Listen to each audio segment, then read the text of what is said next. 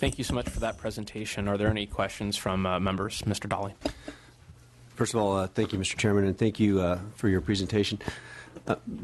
I noticed that, and I know this happens a lot, that we talk about the floods and we start basically from the dams down, because once the dams get filled up, then they have to release the water when we have an event. But there's a giant watershed above those dams that has the ability to retain water, and the timing of that water coming to those dams. And we've had a large increase in fire. And we had, just in my district last year, we burned over 300,000 acres, which will take a long time for it to have vegetation back on there to stabilize those meadows and those forested areas. So has there been any talk about how we take a look at the watersheds above the dams and try to figure out how to rewater those meadows and open that forest up and get it fire resilient, so that the fire doesn't take out huge landscapes and release water in more rapid time? And so has there been any, That's a really great question, and I think that's precisely one of these kind of multi-benefit approaches that one can bring to bear, because it's work that's been done, especially at UC Merced, and I think folks at UC Berkeley are also looking at this. You can, with good forest management in the upper watersheds, there's a potential to improve water supply benefits, to be helping with on the flood side, and also to be helping with water quality. And it depends on the details and how to do this and so on, but definitely something that, at least at the experimental stage right now, people are feeling really is promising and bears inclusion in the toolkit. Thank you. Thank you very much. In terms of becoming more familiar with how the relationships are between government and private property, for instance, when I saw the YOLO bypass, can you help me familiarize me with, in that bypass area, would that be private ownership with certain rights to be able to flood the land when it was needed to bypass for the Sacramento River? And is that similar or different in different parts of the state? So the YOLO bypass, that's mostly privately owned land, and the folks there way back in the day were given some funds to basically have a flood easement. It's kind of, like having an easement for somebody to take drive through an alley in your backyard or something like that. It's still your property, but that's a condition on your property. I think that some of the discussions more recently about expanding that kind of an approach elsewhere, the local governments have expressed concern about how one would make additional payments for new kinds of easements or conditions on lands, and thinking about, instead of just a one-shot deal, maybe you want to think about some sort of ongoing payments, in particular not just to the landowners, but maybe also thinking about if you're reducing the possibility of construction in some of these areas, local governments don't want to necessarily forgo the potential revenues that would be coming from that. So, and I think that the Sacramento Area Flood Control Agency has been doing some really creative work with some farmers and the county in YOLO on this kind of approach, and thinking about places where it's better not to build up flood protection in order to provide more general protection for the urban areas, but then with some financial compensation for that. Thank you. Great. Do I have Mr. Dodd? Thank you, Mr. Chairman. I may be getting ahead of the game here. If I am, I can be patient. But we've got $1.1 billion, to spend. That's time sensitive. I guess what I'm wondering, is there a project list? Is there the capacity right now of shovel-ready projects? Not being really familiar, with this. What's the process of going about and selecting projects? You're going to have a great panel after me that can Bingo. Okay. tell you all about that. A warm-up act. Thank you.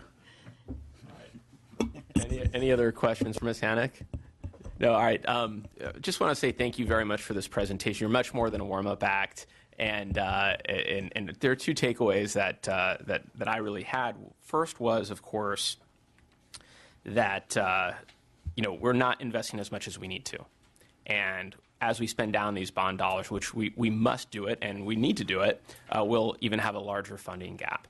The second one, and something for all of California, but particularly for people that we saw in some of the photos, Stockton, for example, you talked about the lack of enrollment in flood insurance and how this occurs during drought.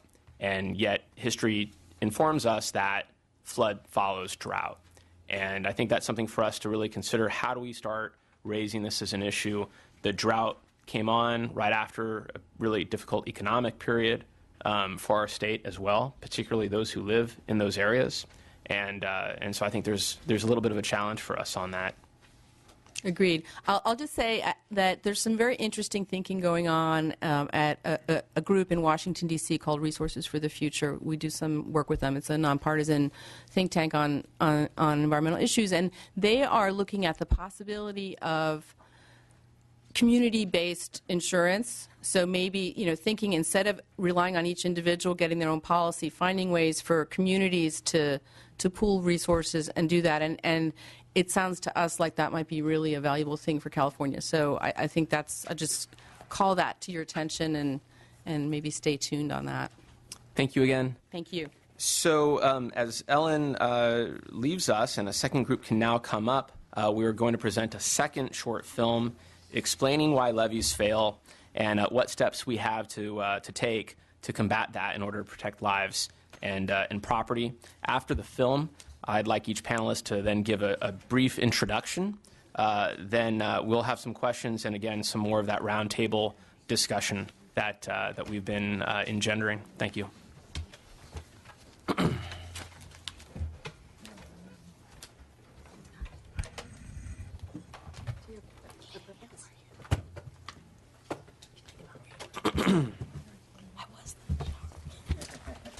An extensive inspection of California's levees raising questions tonight about the standard of maintenance of the levees across our area. There's a concern of underseepage through sandy materials under the levee. Sacramento is the most at-risk metropolitan area for flooding.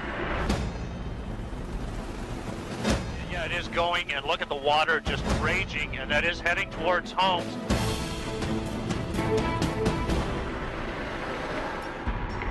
Across the nation, man-made mounds of dirt or concrete, commonly called levees, surround waterways, farmland, and cities, helping control the flow of water and reduce the risk of flooding for millions of people. In California's Central Valley, there are as many as 6,500 miles of levees. Levees are an extremely important part of the region's flood risk reduction system, but like all infrastructure, without continual inspection and maintenance, they are guaranteed to fail. There are four primary reasons why levees fail. They include seepage, stability, erosion, and height. A seepage levee failure involves water literally seeping through the levee or the levee foundation. A stability failure involves a section of levee sloughing off because of water up against the levee. There are numerous types of erosion failures, but what's prevalent on the Sacramento River flood control system is toe erosion steepening the slope such that it's unstable to the point of collapse and inundation. And then there's levee height. When you get more flow than what they're designed for, oftentimes leads to a levee failure because of water spilling over the top of the levee. Many California levees were constructed more than 100 years ago, often by non-engineers simply piling up dirt along a riverbank or around an area of land to stop floodwaters. Over time, without proper maintenance and improvements, and because of impacts from weather, animals, and unauthorized development, these levees became weaker and weaker. As more and more people move into the floodplains behind those levees, the risk of catastrophic flooding continues to increase. So what do we do to fix levees to deal with those various problems? For seepage, a common fix is building a seepage cutoff wall. A seepage cutoff wall is constructed by digging a deep trench into the middle of the levee and filling the gap with an almost watertight wall of clay or concrete. Cutoff walls can only be constructed to about 120 feet deep, and if you're not able to tie into an impermeable layer at that depth, then we have to use a different method, and what's frequently used is a seepage burn. The intent is to extend the seepage path long enough so that the velocity of the water that's coming out is so reduced that it doesn't weaken the levee and levee foundation. Stability is dealt with by widening a levee and flattening the slopes. Erosion is dealt with by building a layer of rock to strengthen the levee and its foundation. For height deficiencies, we construct levees higher or build a flood wall. Even after levees are improved, there will always be risk. That's why continual inspection and maintenance is required. The U.S. Army Corps of Engineers sets the safety standards for levees under its authority. Local and state agencies own and maintain the levees. To find out more about levee projects in California's Central Valley, visit these federal and state websites.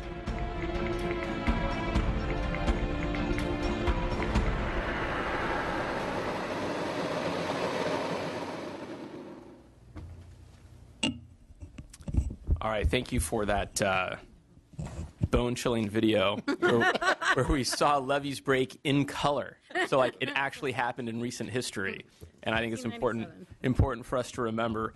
1997 starts to sound like a long time ago, but it's really informative for us to see and understand all of the work that you do.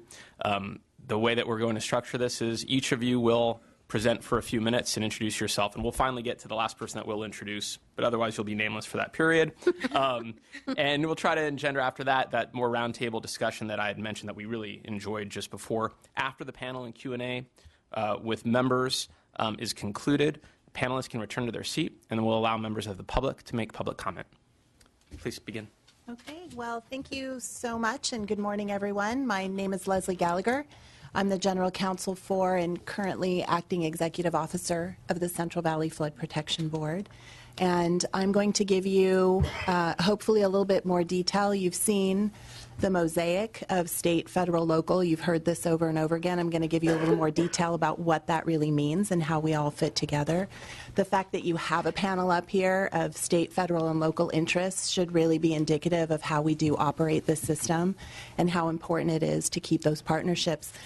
I just passed out. It was interesting that the chair mentioned flood follows drought. It is difficult to be a flood agency in the middle of a drought. It's hard to get traction and interest from the general public, so I very much appreciate that this committee is interested in this topic and is keeping focus on it, because it is very important. And for no other reason, just for we know we're going to have another flood. So what does my board do? I have a board of 7 voting members, 2 non-voting members, one of whom is your esteemed chair, and on the Senate side, also the chair of the Natural Resources and Water Committee sits on our board. Today we have Emma Suarez-Palicki, who is our vice president of the board, is here also, and Clyde McDonald, who some of you may know, walked the halls here as a staffer for many years. He's also a member of our board and here today. I have my chief engineer here in case you have any numbers or engineering type questions that lawyers just can't manage. But mostly what I wanted to tell you is kind of an overview and give you a little more specifics about what we actually do. So our board is appointed by the governor, Senate confirmed, an independent agency, but we work very closely with the Department of Water Resources. And lots of what this legislature has set up over the years has set that dynamic together. With the historic Central Valley Flood Protection Plan from 2012, it was DWR that created the plan and the board that adopted the plan. So there was that blending of the preparers and then also the adopters. One of our primary functions, though, is as a regulatory agency, and what that means is that we are the agency that everyone, including other state agencies, need to come to if they want to do anything with the State Plan of Flood Control Facilities. If you want to build something over it, if you want to affect it, go under it, you need to come to the board, and we in turn work with the Army Corps of Engineers to get a letter of permission from them so that you know that whatever you're putting on the levees, around the levees, is going to be safe and in accordance with standards. That's how we maintain the integrity of the existing system. The converse of that is we have enforcement authorities, and in 2013 the legislature again gave us additional powers to make sure that we are able to get illegal encroachments out, some of which have existed for many years, some of which are very detrimental to the system, and we needed to have more teeth to be able to get those things, whether they were originally constructed with a permit or whether they were illegally constructed and then abandoned. We have lots of different situations, so we are also the agency in charge of doing that. We are also the holder of the property, the actual physical real estate upon which the facilities have been built. So where the levees are, those are owned by an entity called the Sacramento-San Joaquin Drainage District. The board is in charge of that as well. So we have, in addition to our regulatory obligations, we have landowner obligations and liabilities as well. And we take those very seriously for the state. So kind of how we came to be in the partnership is, if you look back 104 years of history, and I'm going to do this very briefly because I know everyone needs to talk. When we were the entity created in 1911, the Corps mostly built the facilities. They turned them over to the state through the signing of assurance agreements, which is what the board did. They signed the assurance agreements. So the state is obligated to maintain in accordance with what you'll hear the Corps talk about, operations and maintenance manuals. We then, in turn, turned much of that over to local entities, which are the ones that actually are out there all the time, operating, maintaining, filling in the rodent holes, and dealing with the erosion and all of those issues that come up. In some instances, it's the state that does it. We have lots of state-maintained areas that also manage that. So it really is a state, federal, local partnership, and our piece of that is through our regulatory. I know you particularly wanted to hear about the Central Valley Flood Protection Plan implementation and the board's role in that. After the plan was adopted in June of 2012, and the adoption of that was actually the board holding a lot of public workshops, getting a lot of venue for folks who were interested in giving their opinion about the plan.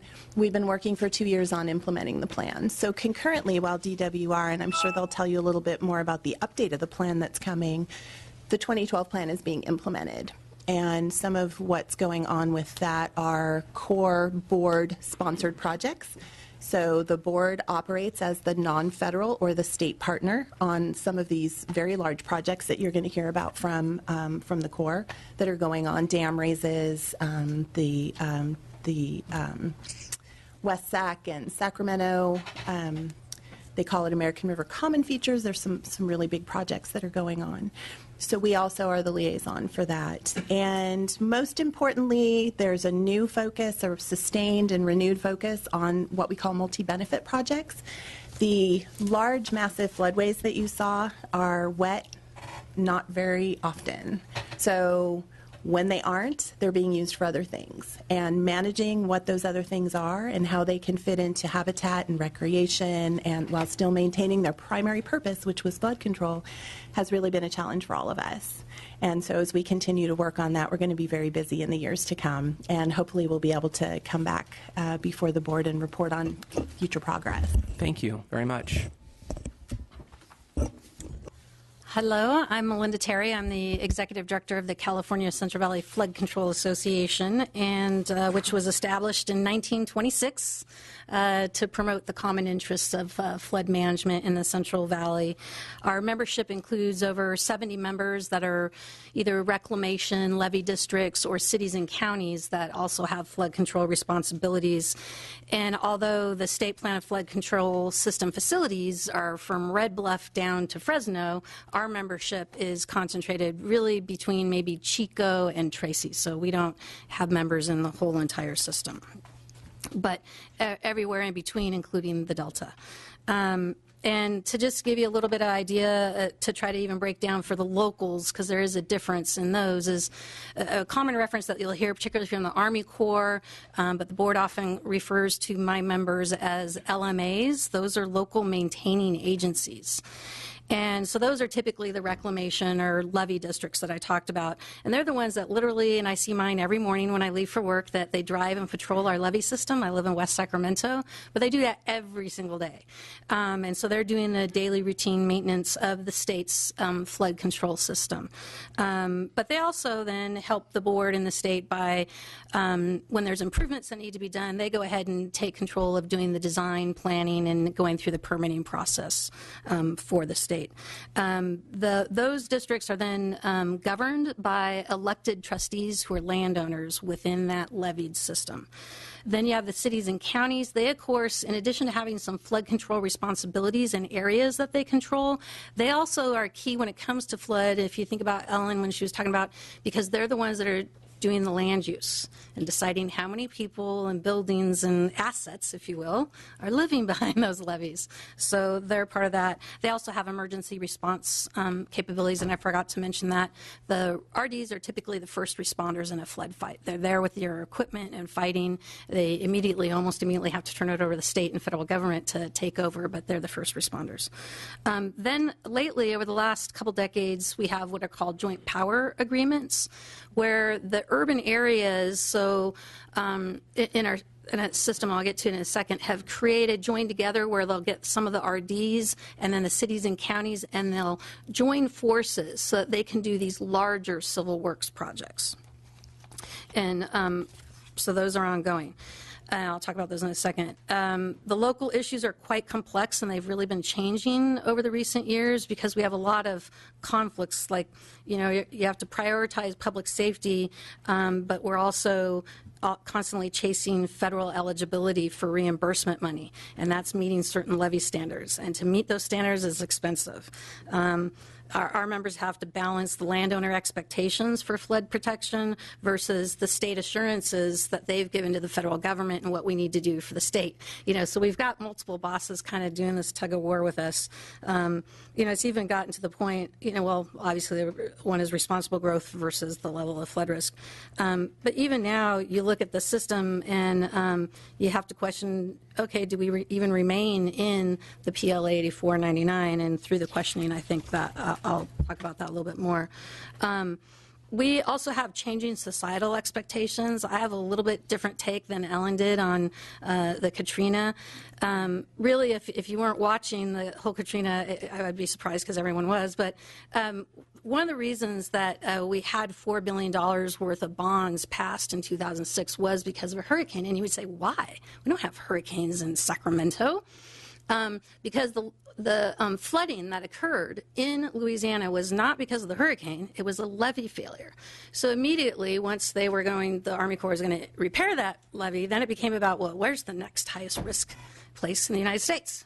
It's Sacramento, because we have 1,600 miles, as they said, the largest flood system. So, but unfortunately, as the hurricane goes away, then droughts happen and people forget, right? And the interest wanes, and so you go from $4 billion worth to really $100 million, because $295 million of the new bond is really just for the Delta. So it really changes the dynamics over time of the state's ability to maintain the system they have responsibility for. And at the same time, the legislature, of course, they responded because they're watching the news and reading the headlines and, oh, my God, we're the biggest, risk. So then the year after the bonds, then they passed a big package of bills. And the societal expectations change. And so one of those was the legislature said, hey, we want to create a higher level of protection for the urban areas within the state plan of flood control. And so then they mandated a brand new 200-level year of protection, which was not defined, still is not really defined. So now our cities and counties are under a deadline to try to get that done, and that will affect their ability to have any growth. Natomas is a good example of what happens. You get a moratorium when you're unable to meet those accomplishments. And with that, I will answer questions after that. Thanks. Thank you. Next, please. Good morning. I'm Randy Fiorini. I'm serving as the chairman of the Delta Stewardship Council. We are the relative newcomer to state agencies created in 2009 as part of the Delta Reform Act.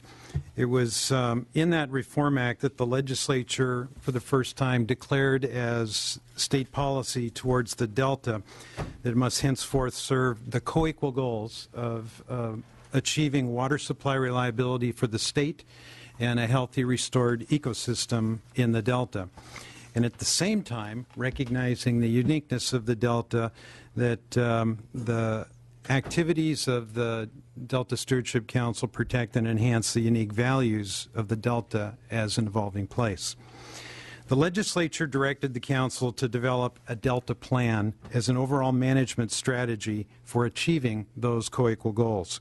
The Delta plan provides a management blueprint for the Delta and the Sassoon Marsh. That plan, after 3 years of development, was adopted in May of 2013 and is now in the implementation stage. The Council both coordinates the actions of some 200 state, local, and federal agencies, including all of the agencies represented here at the table today, to ensure that agency actions are consistent with the Delta Plan. The Delta Plan is consistent with the Governor's Water Action Plan.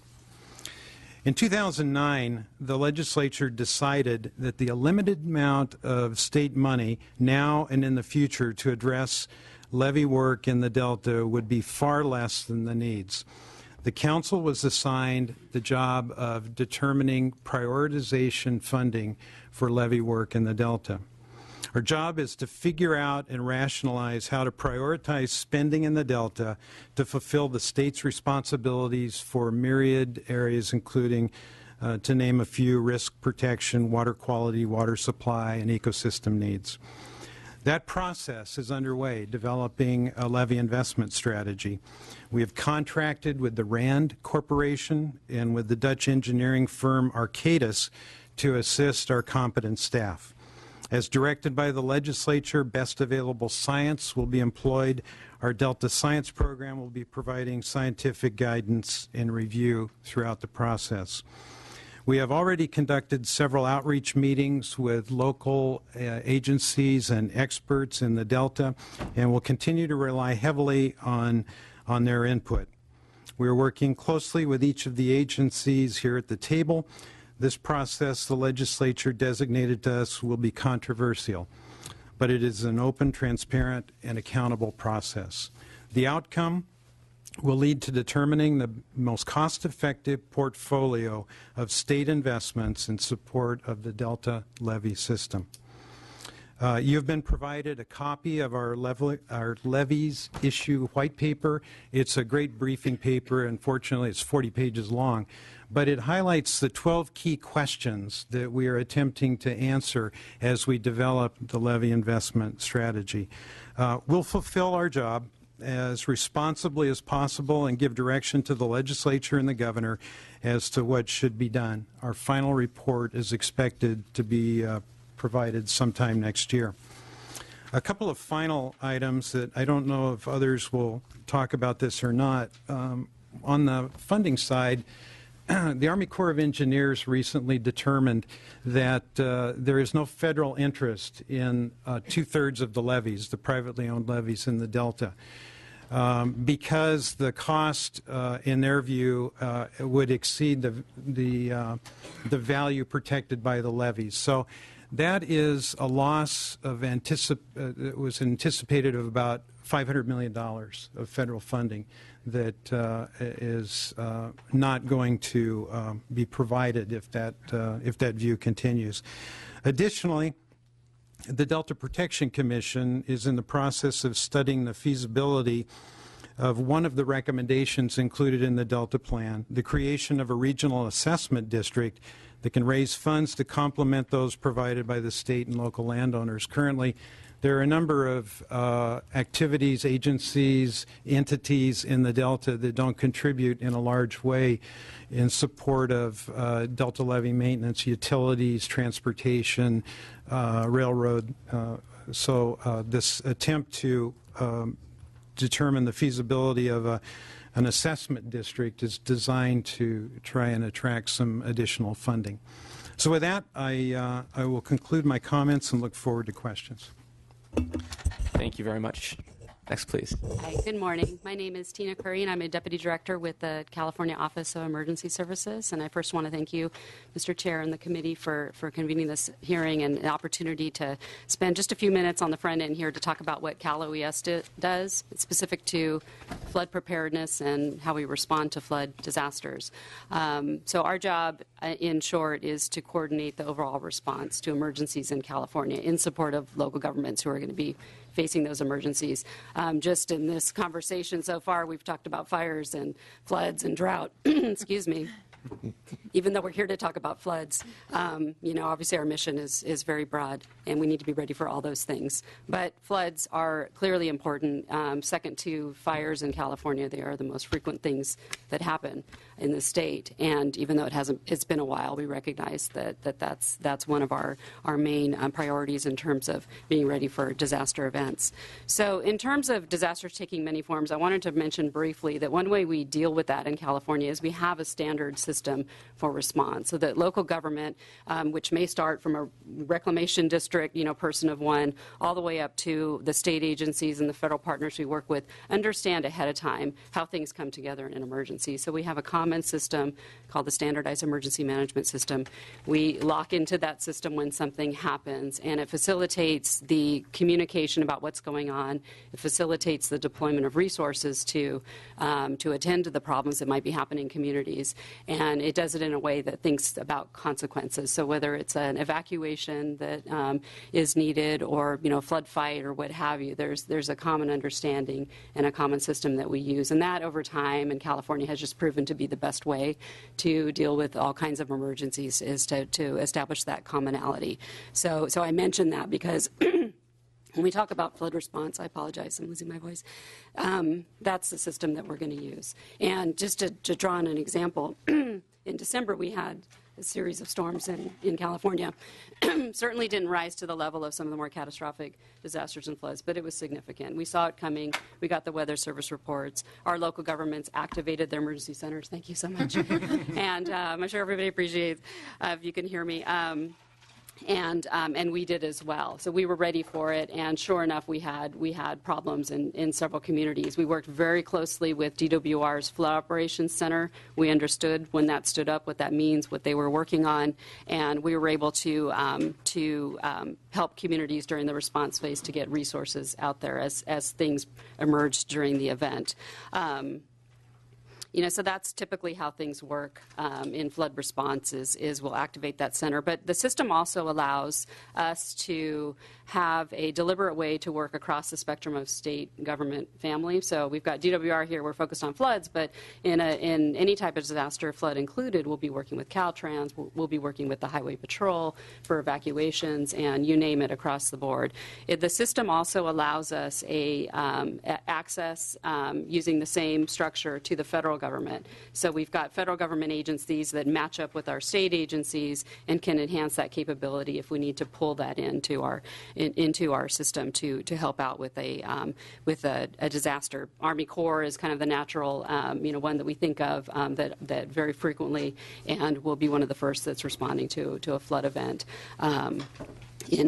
Should that happen in California. It also allows us access to non-government partners. So Red Cross, is obviously a partner of ours when it comes to taking care of people in times of emergency and during care and shelter. And the private sector is a huge part of this. We'll have often utility problems in lots of different kinds of events that we have in California. So we don't, have any type of barriers to working with the private sector to include our utilities, getting them what they need to facilitate access to sites where there are outages, so that we can shorten those disruptions. So the system is in California what we would use in flood, and it has served us well over different disasters, including the drought. That's been a little more slow moving, but significant for California, and we've used those techniques in that same system to manage that. Our role goes beyond response. We have more that we do besides waiting for something to happen and dealing with it. We have a planning mission. We write emergency plans for California, both that articulate our response and also statewide how we are committed to investing and lessening the effects of disasters, which is something called hazard mitigation. So that's an important thing. I won't elaborate a lot on the ins and outs on that, but we may get back to that during the questions. And we also facilitate the recovery from disasters. So once the response and the life-saving actions are completed, we know we've got to help communities get back, what they're, starting to recover some of the losses, starting to rebuild if there's damages. So we have programs, and we're able to access things. FEMA is one that comes to mind, but there's other federal agencies and state programs that we pull together in the similar structure to kind of deal with the long haul and the long-term recovery from disasters. And I mentioned a little bit what we call disaster mitigation, and that's our statewide efforts to look at all the risks we face and try to lessen the impact so we're not facing the same hazards again and again or experiencing the same losses. So it was a very short synopsis of what Cali OES's role in all of this, including flood response. We maintain a readiness posture so that we're ready to respond. We don't know when something will happen next, but we're also committed to working with local government day to day to develop disaster plans, and make sure that our communities are resilient, just echo the same themes about the importance of a distributed approach through insurance and what have you, and make sure that we're facilitating post-event the recovery from events. So we see ourselves as full spectrum, that we're there in times of emergency and also when we're not in emergency to make sure that we're better prepared. Great. Thank you very much, Mr. Bardini.